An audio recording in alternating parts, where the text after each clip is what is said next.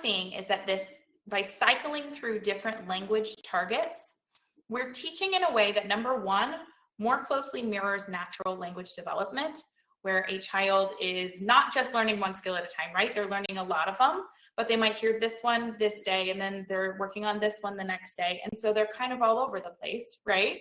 And so that's how we learn language naturally. So being able to flip back and forth in our therapy, where we target this one this day and this one another day, that also reflects that.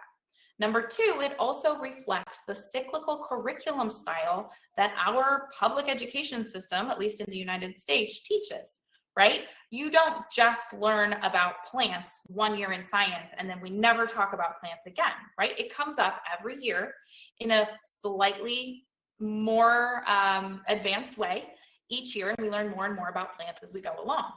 I remember when my son was in first grade, and he had virtual school because that was during the pandemic. And so I was doing all the lessons with him. And I remember the plant one came up, and it was the standard that they had to meet was they just had to know that plants needed dirt, water, and sunlight. And that was it. That, like, so basic, right? And I remember just being like, wow, that's all we're doing. But that's because next year we're going to get a little more in depth on plants, and then a little bit more the following year.